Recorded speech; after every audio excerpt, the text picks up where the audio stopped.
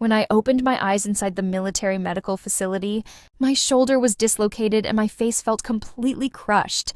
The worst part was not the physical pain, but the mental image of my own mother watching silently, while her husband choked me to death. Before darkness took over my mind, my trembling fingers managed to type a brief message on my phone.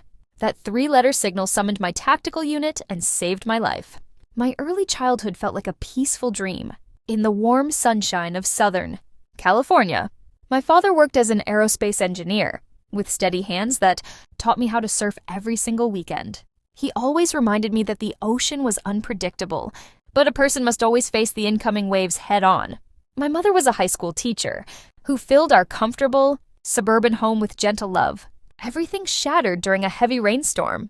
When a reckless commercial truck took the life of my father on the highway, 2 state troopers arrived at our front door to deliver the devastating news that broke my mother into pieces. She lost all hope, surrendered her teaching career, and locked herself away inside a dark bedroom.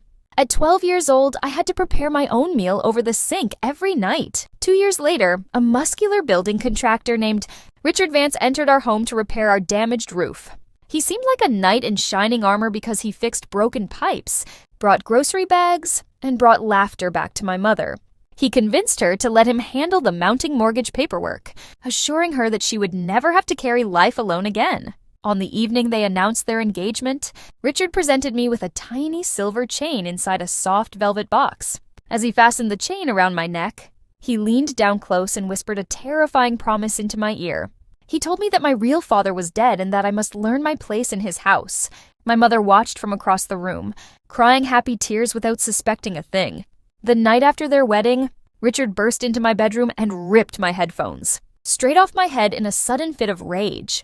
He growled that privacy was forbidden under his roof and demanded that my bedroom door remain open at all times. I looked out into the hallway, silently begging my mother to protect me, but she simply stared down at the carpet in fear.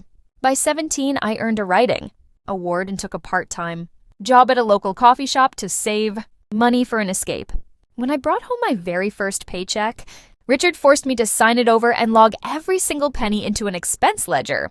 On my 18th birthday, he handed me a community college form and ordered me to forget my dreams of university.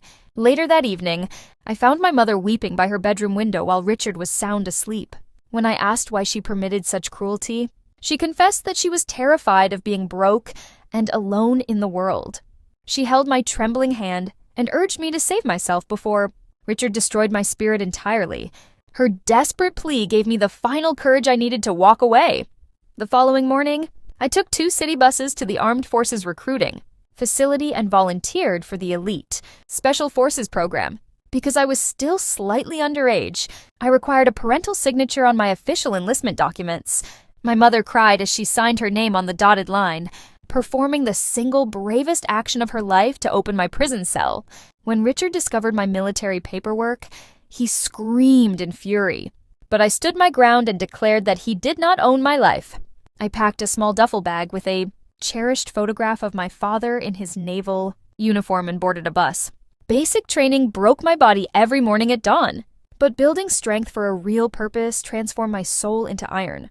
During a brutal 20-mile tactical march through dense woods, I twisted my ankle on a slippery rock and fell into the thick mud.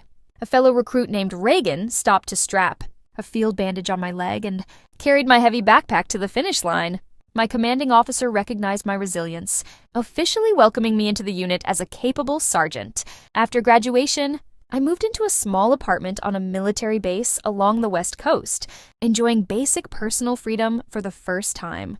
However, phone calls home were always tense because Richard hovered in the background like a shadow. My heart sank when my mother mailed a Christmas card showing a faint yellowish bruise hidden beneath makeup near her hairline. I booked an immediate flight to Los Angeles to confront the situation and help my mother escape her abusive home. When I stepped inside, I noticed that every single photograph of my father had been removed from the walls and replaced with hunting trophies. Richard sneered at my military uniform, while my mother nervously hid the emergency shelter contact card. I slipped into her hand. During dinner, Richard boasted about taking care of the family, prompting me to ask directly about the dark bruise on the face of my mother. Richard slammed his fist onto the dining table and warned me that I would never find peace again if I kept interfering.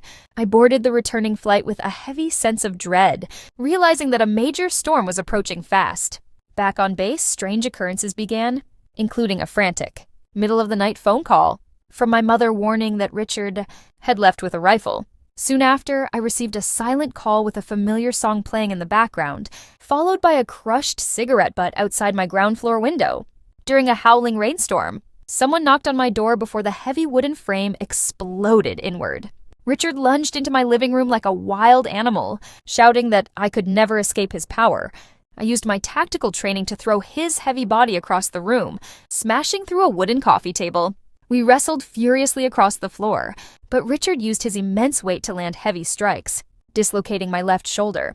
Through blurred vision, I saw my mother standing frozen in the doorway. Richard pinned my body and slammed his heavy hands around my throat, choking off my air supply as the room turned dark.